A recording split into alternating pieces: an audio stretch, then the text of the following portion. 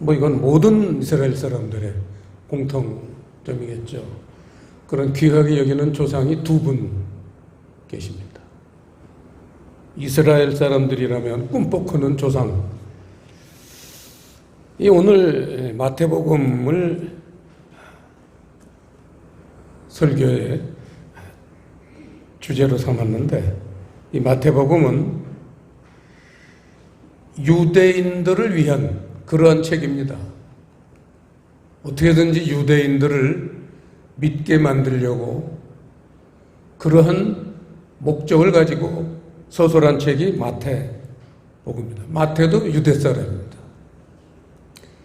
그래서 마태복음 1장 1절은 유대인들이 꿈뻑하는 그 두 조상, 바로 아브라함과 다윗입니다. 그래서 예수님을 소개하는 책이 성경인데 1장 1절은 아브라함과 다윗의 자손 예수 그리스도의 세계라, 이렇게 말씀을 시작하고 있습니다. 여기서 자손이라는 단어요, 아브라함과 다윗의 자손, 이 자손이라고 번역이 되어 있는 단어는 원어는 휘오스라는 단어입니다. 휘오스. 이 휘오스라는 단어의 본뜻은 아들입니다. 그런데 부수적으로 자손이라는 뜻도 포함을 하고 있습니다. 하지만 휘오스 오면은 아들이라는 뜻이 가장 강하게 가르쳐주고 계신 말씀입니다. 그래서 아브라함과 다윗의 자손이라고 번역은 되어 있는데, 좋습니다. 예수 그리스도를 아브라함과 다윗의 자손이라고 오늘 마태는 의식적으로, 의도적으로 이렇게 우리에게 소개하고 있습니다. 그러면서 예수 그리스도의 세계라 해서, 세계라는 단어는 게네시스라는 단어입니다. 어떤 자동차 회사에서 자동차 이름으로도 지금 쓰고 있어서 우리 한국 사람들한테는 아주 낯익은 단어입니다. 게네시스라는 단어의 뜻은 기원, 출생, 계보, 족보, 세대, 이런 기원, 출생, 계보, 족보, 세대, 이런 5가지 뜻을 다 포함하고 있습니다. 보통 우리는 족보라고 알려져 있는 단어입니다. 근데 여기서는 세계라고 번역이 되어 있습니다. 그 말이 그 말입니다. 그래서 예수 그리스도의 족보다. 그래가지고 마태복음 1장은 족보 얘기입니다. 아브라함이 이삭을 낳고 해서 족보의 시작을 아브라함으로 그렇게 의도적으로 잡았습니다. 그래서 쭉 이제 누가 누굴 낳고 계속 나가다가 결국은 16절에 마리아에게서 그리스도라 칭하는 예수가 나시니라 해서 예수 그리스도의 족보를 우리한테 설명하고 계십니다.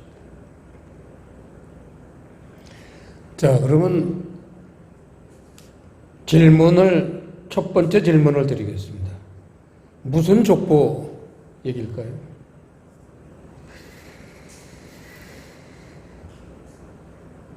무슨 족보로 알고 성경 보셨어요? 마태복음 읽을 때 이게 족보. 무슨 족보예요? 혈통입니까? 많은 사람들은 지금도 아마 교회 다니면서도 혈통, 우리가 소위 말하는 족보로 생각하는 사람들이 많을 겁니다. 혈통. 요한복음 1장을 한번 보시죠. 요한복음 1장 12절, 13절을 보시면요, 영접하는 자, 곧 그 이름을 믿는 자들에게는 하나님의 자녀가 되는 권세를 주셨으니 이는 혈통으로나 육정으로나 사람의 뜻으로 나지 아니하고 오직 하나님께로서 난 자들이니라. 이렇게 혈통이 아니라는 겁니다. 이 족보는 혈통의 족보가 아니라는 거예요. 육정이나 사람의 뜻도 아니라는 겁니다. 감은 자꾸 이 성경을 보시는 분들도 있으시겠습니다. 무슨 혈통입니까? 믿음의 혈통입니다. 이 믿음이라는 단어는 신앙생활을 조금만 좀 깊게 하시는 분이면 믿음은 어디에서 출발을 해요?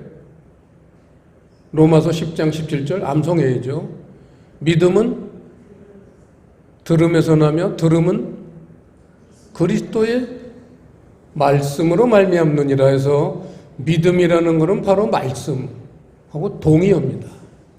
그래서 믿음의 혈통이라는 건 말씀의 혈통, 말씀의 족보. 지금 이게 말씀의 족보를 얘기하는 거예요. 그런데 이 아브라함과 다윗의 자손이라고 소개는 했지만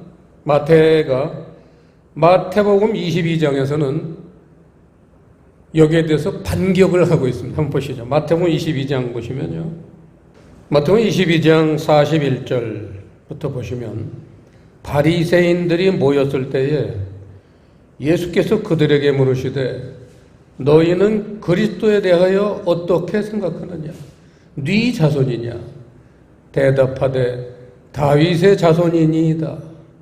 가라사대 그러면 다윗이 성령에 감동하여 어찌 그리스도를 주라 칭하여 말하되 주께서 내 주께 이르시되 내가 네 원수를 네 발 아래 둘 때까지 내 우편에 앉았으라 하셨도다 하였느냐?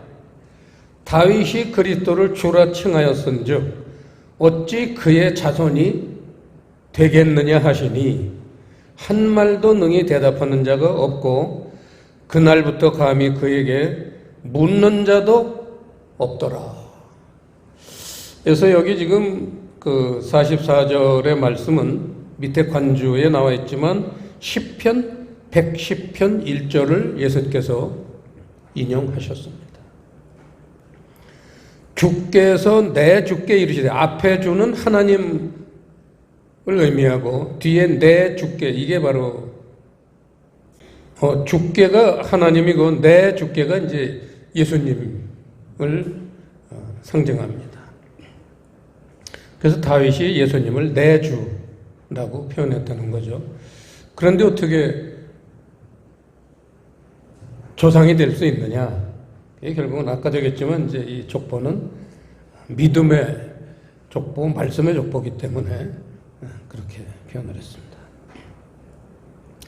자, 그 다음에 이제 아주 중요한 거는 바로 이 아브라함과 다윗의 믿음, 말씀의 핵심, 어떤 말씀의 세계를 믿었길래 우리의 믿음의 조상, 자랑스러운 믿음의 조상이 됐겠는가? 갈라디아서 3장 말씀입니다. 갈라디아서 3장 7절에 보시면요. 그런즉 믿음으로 말미암은 자들은 아브라함의 아들인 줄 알지어다. 8절 시작. 또 하나님이 이방을 믿음으로 말미암아 의로 정하실 것을 성경이 미리 알고 먼저 아브라함에게 복음을 전하되 모든 이방이 너를 인하여 복을 받으리라 하였으니 그러므로 믿음으로 말미암은 자는 믿음이 있는 아브라함과 함께 복을 받느니라. 이 말씀의 핵심이 복음. 그래서 오늘 마태복음 1장의 족보는 복음의 족보입니다.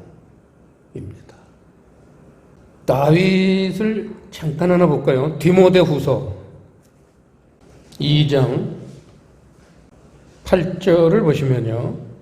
나의 복음과 같이 다윗의 씨로 죽은 자 가운데서 다시 살으신 예수 그리스도를 기억하라 해서 다윗을 언급하시면서 다윗의 씨라고 얘기를 했습니다. 그 씨라는 단어가 칠판에 있는 스페르마, 구약 성경에 보면 이 씨에 대한 얘기가 아주 많습니다.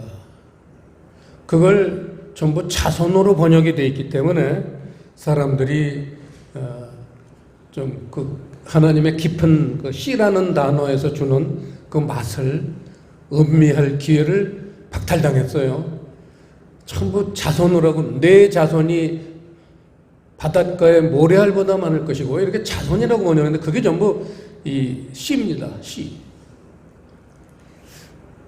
이 스페르마라는 단어는 여러분 알다시피 영어 배울 때 공부한 단어잖아요. 스perm. 정자라는 단어가 바로 이 스페르마에서 파생된 겁니다. 그 스페르마는 정자, 그래서 씨라는 번역인데 바로 이 씨라는 거는 말씀을 의미합니다. 그래서 다윗의 씨는 다윗의 말씀인데 그 바로 앞에 보면 나의 복음과 같이 동격으로 다윗의 말씀은 바로 복음이라는 것을 동격으로 설명해 주고 계십니다. 여기까지는 상식적으로 우리의 이성을 통해서 또 교회 다니면서 배운 그런 성경 지식을 통해서 이해하기가 하나도 어려울 게 없습니다. 그런데 이제부터입니다. 복음의 정체가 무엇인가? 이거는 온 세계의 교회들이 전부 지금 흑암에 덮여있는 부분이기 때문에 복음이 무엇이냐고 물어보면 대답할 수 있는 사람이 교회 다니는 그리스도인 중에서 과연 몇 %가 될지 참 저도 궁금합니다. 틀림없는 거는 10%가 안 되고 있어요. 실제로. 그래서 오늘은 이 복음의 정체, 왜냐하면 이 복음의 족보를 보면서 나도 그 족보에 속해 있다고 생각할 거 아니에요. 우리 믿는 사람들. 족보에 속해 있다고 생각하면서 그 족보의 근본인 그 족보가 뭘 상징하는 거냐에 대해서는 상당히 민감하지 못하고 있습니다. 복음의 정체, 우리는 수없이 보고 있는 골로새서 1장 말씀 보겠습니다. 골로새서 1장 4절 5절 합독하시겠습니다. 이는 그리스도 예수 안에 너희의 믿음과 모든 성도에 대한 사랑을 들으며 너희를 위하여 하늘에 쌓아둔 소망을 인하매니 곧 너희가 전에 복음 진리의 말씀을 들을 것이라. 그래서 복음이 뭐냐는 목사님들도 이건 몰라요. 이 복음을 사도 바울은 예수님 제자들도 속 시원하게 복음이 뭐라고 풀어놓은 사람이 많지 않습니다. 그런데 예수님 12제자에도 속하지 않고 예수님이 살아계실 때 만나본 적도 없는 죽으시고 부활하셨을 때 다메섹 도상에서 부활하신 예수님을 간접적으로 만났던 사도 바울이 사람들을 다 물리치고 저 요르단인지 사우디아라비아인지 그 아라바 동굴에 가서 3년 동안 성령님한테 성경을 배우면서 거기서 확실히 복음이라는 것은 진리의 말씀이다. 이렇게 중요한 전 세계의 교회들이 지금 알지 못하는 것을 바울이 이거를 열어주고 있습니다. 다시 한번 강조했죠. 에베소서 1장 말씀 보겠습니다. 중요하기 때문에 바울 사도가 한 번 더 강조를 했습니다. 309페이지 에베소서 1장 11절부터 14절까지 합독하시겠습니다. 모든 일을 그 마음의 원대로 역사하시는 자의 뜻을 따라 우리가 예정을 입어 그 안에서 기업이 되었으니 이는 그리스도 안에서 전부터 바라던 우리로 그의 영광의 찬송이 되게 하려 하심이라. 그 안에서 너희도 진리의 말씀 곧 너희의 구원의 복음을 듣고 그 안에서 또한 믿어 약속의 성령으로 인치심을 받았으니 이는 우리의 기업의 보증이 되사 그 얻으신 것을 구속하시고 그의 영광을 찬미하게 하려 하심이라. 여기에서 생년표를 드시고요. 11절에 마음 밑줄을 치세요. 뜻. 13절에 진리의 말씀, 구원의 복음, 맨 끝줄에 성령. 이게 모두 동의어입니다.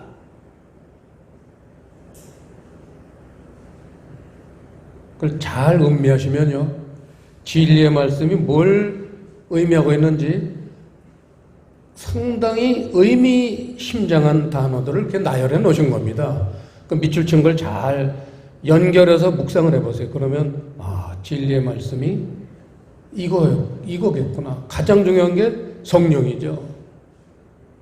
성령님이 깨닫게 해주기 전에는 알 수 없는 게 이 진리의 말씀 복음이에요. 성경책은 복음이 아니에요. 복음서라고 흔히들 얘기하지만 성경책은 성령님이 그 말씀을 깨닫게 해주실 때 복음서가 되는 거예요. 이 성경책은 그냥 성경책이지 복음서가 아니에요.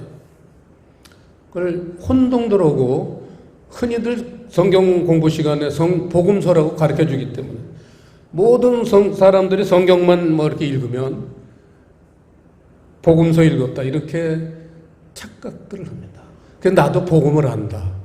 개뿔이나 무슨 복음을 알아요? 개뿔이나. 이 복음이 얼마나 중요한지 자다가도 깨서 강조해도 부족할 겁니다. 왜냐하면 여러분 로마서 1장 16절 우리 교회의 주제예요. 찾아보시죠. 로마서 1장 16절. 로마서 1장 16절 시작. 내가 복음을 부끄러워하지 아니하노니 이 복음은 모든 믿는 자에게 구원을 주시는 하나님의 능력이 됨이라. 첫째는 유대인에게요 또한 헬라인에게로다.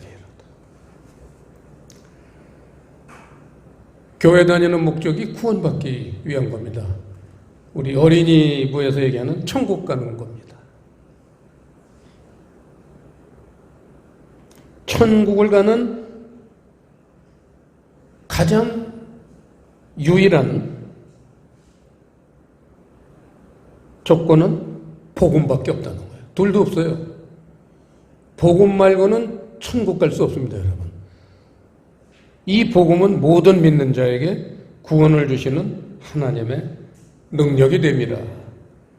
첫째는 유대인에게요, 또한 헬라인에게로다. 그러면 유대인하고 헬라인에게만 천국 갑니까? 구원받습니까? 왜 유대인하고 헬라인은 왜 거기다 같이 썼을까요? 이걸 한번 음미해 보신 적 있으세요? 봐도 모릅니다. 이런 건 바로 아까 말한 성령께서 깨닫게 해주기 전엔 모르는 그런 말씀들이에요. 유대인이라는 건 믿음을 얘기할 때 유대인이라고 합니다. 헬라인이라는 건 지식이에요. 지식을 깊이 받으면 그 지식을 통해서 하나님의 지식이 내 안에 들어오면 그게 바로 복음이 되고 구원을 받을 수 있어요. 그걸 고린도전서 1장 18절에서 21절 나중에 보시면 하나님의 지식, 거기 사람의 지식 그 얘기가 나오죠. 그게 하나님의 지식이에요. 헬라인이라는 거는 자기 지식으로 성경을 보기 시작하지만 아주 그 하나님을 경외하고 깊은 믿음을 가지고 성경을 읽으면 성령께서 그 지식의 통로에 하나님의 지식의 통로를 연결시켜 주셔가지고 성경이 깨달아지는 거예요. 그렇기 때문에 복음을 누가 하느냐 모르냐, 교회 다닌다고 이마에 붙이진 않아요. 하지만 극소수인 건 틀림없습니다. 하지만 분명한 건 복음을 통해서만 천국을 갈 수 있기 때문에 이런 경지까지 누군지 다 가야만 되는 거예요. 그래서 자나깨나 우리는 복음 전파, 케리그마, 복음 전파라는 건데, 우리 모든 인류의 가장 중요한 소망은 복음 전파입니다. 이 복음 전파를 통해서 땅끝까지 모든 이방들이 구원을 얻게 되는 거죠. 자, 이 진리가 무엇인가를 그렇게 한두 마디로 또 한두 시간에 설명하기는 쉽지 않습니다. 저희는 지금 2004년부터 18년간 이 진리가 무엇인가를 매 주일마다 여러분하고 같이 그렇게 논의하고 연구하고 있지만 쉬운 게 아닙니다. 점점 깊이 들어갑니다. 끝도 없이 깊이 들어갈 수 있어요. 평생 죽을 때까지 연구해도 진리의 그 깊이를 얼마나 할지는 알 수 없습니다. 하나님의 그 진리의 세계의 그 넓이와 높이와 깊이는 사람은 모릅니다. 하지만 성령은 아십니다. 그래서 우리가 성령을 의지하고 살 때 성령께서 그 진리의 깊이를 알려주십니다. 오늘은 가장 쉬운 방법으로 진리가 뭐냐, 본디오 빌라도가 예수님을 재판하기 전에 진리가 무엇인가? What is the truth? 진리가 뭐냐고 물어봤어요. 예수님이 뭐라고 대답하셨습니까? 대답 안 하셨어요. 절대 대답하시는 거 아닙니다. 왜냐? 성경이 있죠. 개나 돼지에겐 진주를 던져주는 게 아니에요.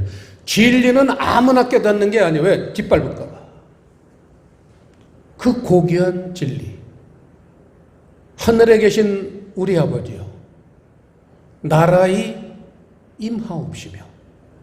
이게 예수님이 우리한테 가르쳐 주신 주 기도문의 시작입니다.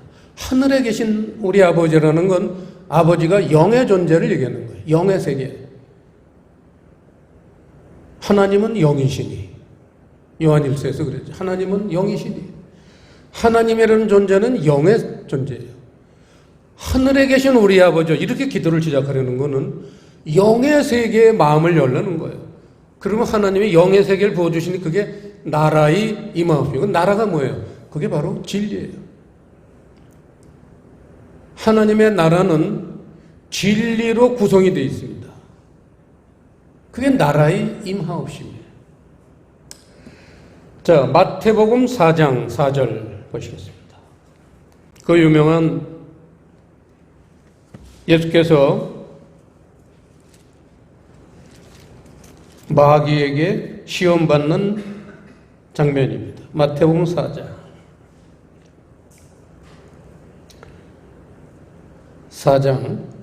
4절 합독하시겠습니다.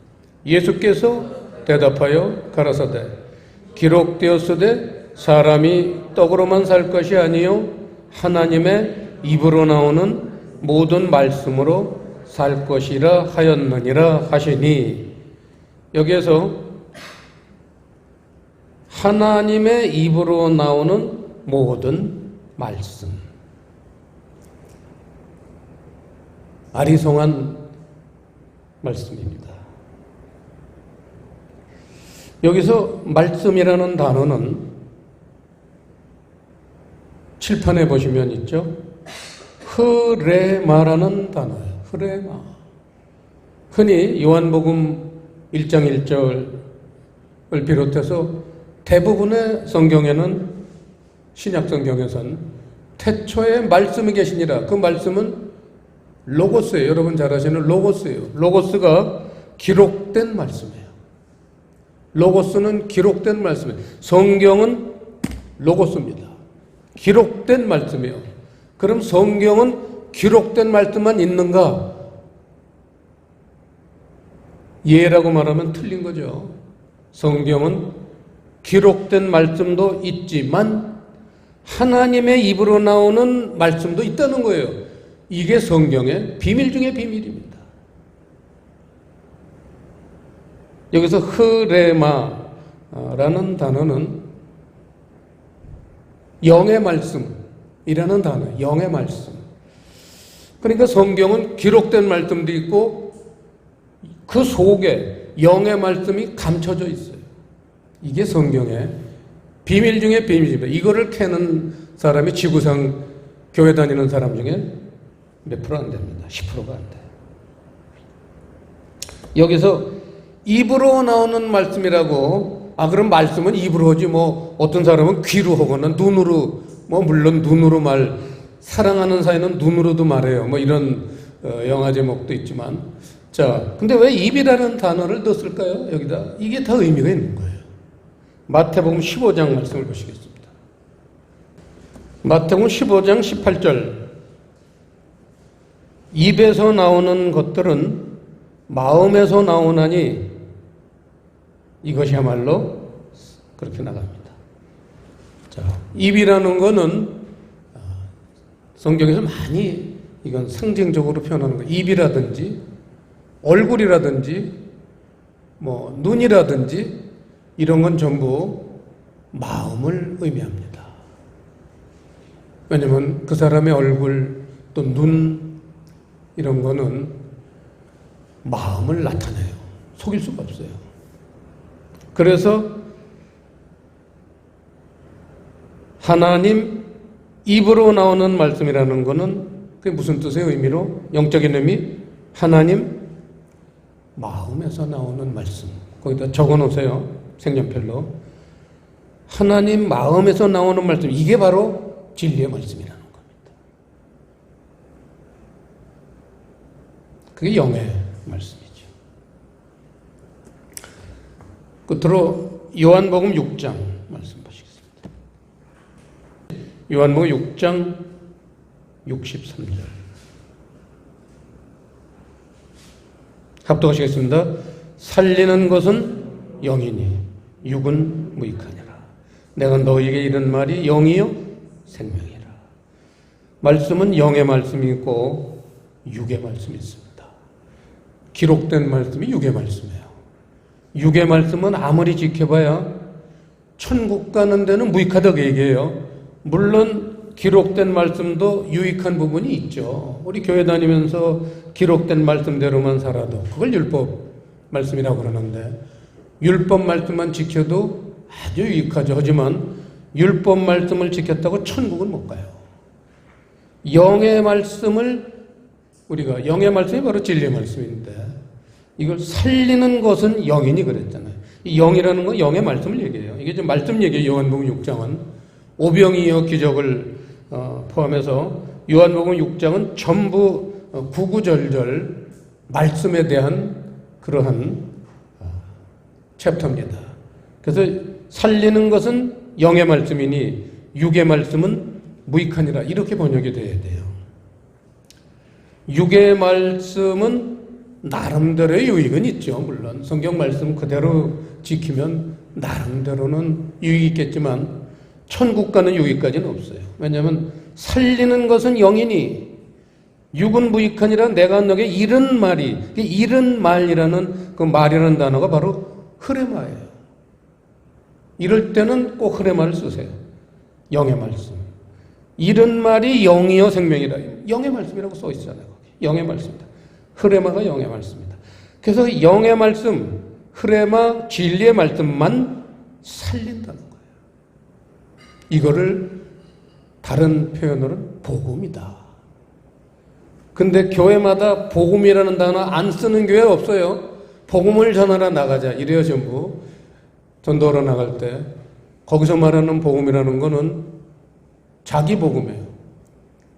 성경에서 말하는 복음하고는 거리가 먼 겁니다. 내가 복음이에요.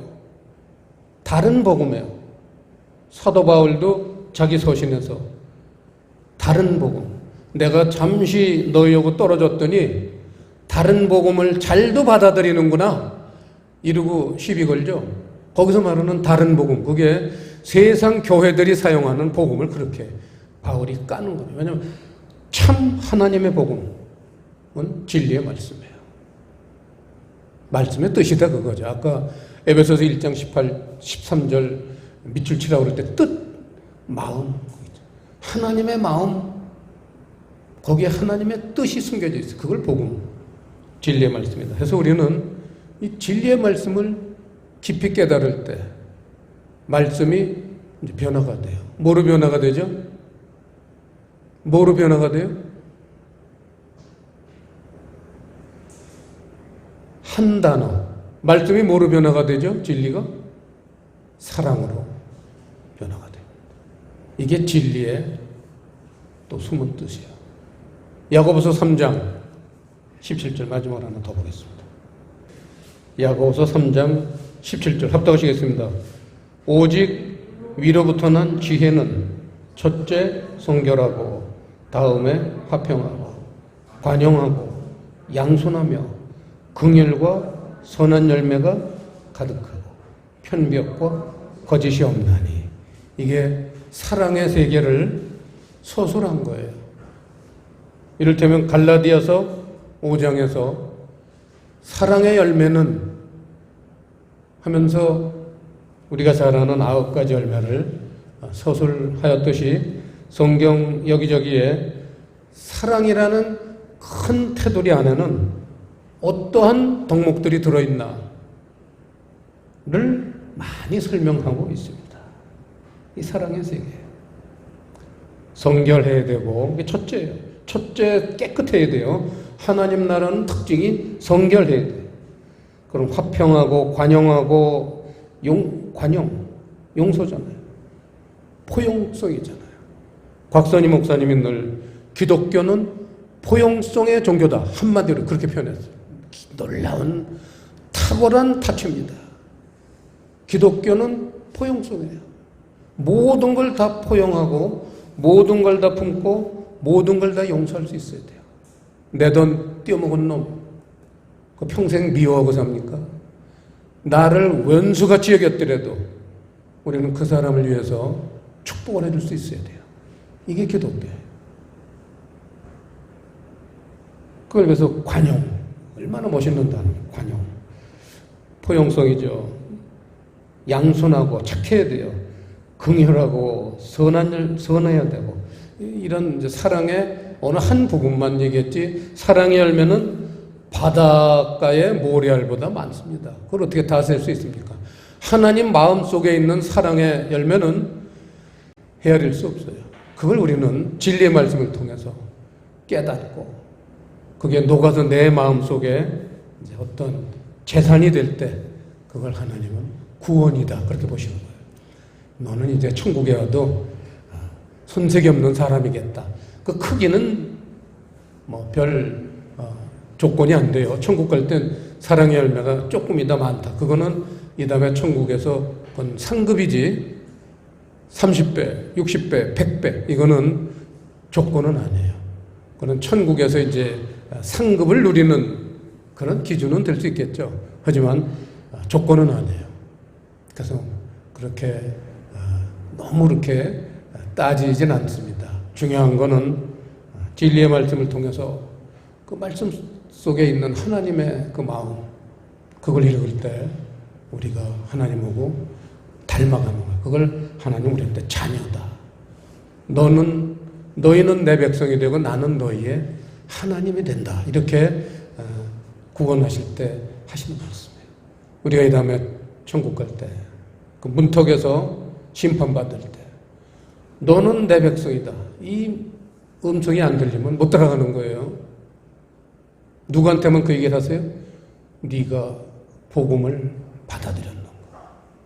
그래서 마태복음 24장 14절에 나오지만, 이 천국 복음이 땅 끝까지 전파될 때야, 그때서야 끝이 오리라. 이렇게 복음, 하도 교회마다 복음 오니까 예수님이 열받으실 때 마태복음 24장에서 천국 복음 그렇게 말씀하셨어요. 천국 복음. 복음 앞에 수식어를 붙이는 게 아닌데 하도 사람들이 복음에 되니까 천국 복음 그렇게 예수님이 딱 한 군데 그렇게 구별해 놓으셨습니다. 이 복음을 통해서 우리는 땅끝까지 그 죽어가는 영혼들을 구원해야 돼요. 그 오늘도 이 더운 여름에 저희 교회에서 파송한 박원구 선교사님, 이윤희 선교사님 지금 47도 전후로 오르내린다고 그래요. 인도의 뉴델리 오고 그 펀잡주의 필로우 지역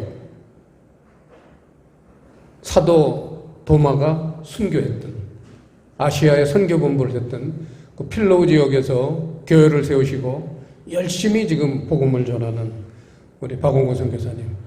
우리 교회 목표입니다. 땅 끝까지 복음을 전하는. 그래서 지금 인도, 그 다음에 이제 베트남 두 군데 저희가 베트남도 두 분 선교사님을 내보내서 복음을 전하고 있지만 얼만큼 더 하나님이 저희 교회에 명하실지 모릅니다. 교인도 그렇게 많지 않잖아요, 저희 교회는. 그런데도 그 뭐 몇천 명, 몇만 명 되는 교회도 선교사님 한둘 내보낸 교회가 그렇게 흔하지 않습니다. 근데 저희는 4사람이나 내보냈어요.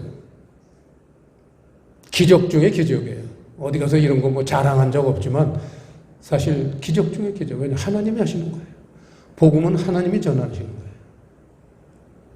기도하시겠습니다. 아버지 하나님, 오늘 마태복음 1장에 이 복음의 족보를 통해서 저희들도 이 족보에 속해 있는 것을 깨닫게 해주셨으니 감사드립니다. 이 믿음을 가지고 온 땅끝까지 이르러서 복음을 전하는 우리들이 되게 해 주시옵소서. 감사를 드리오며 예수님 이름으로 기도드리옵나이다.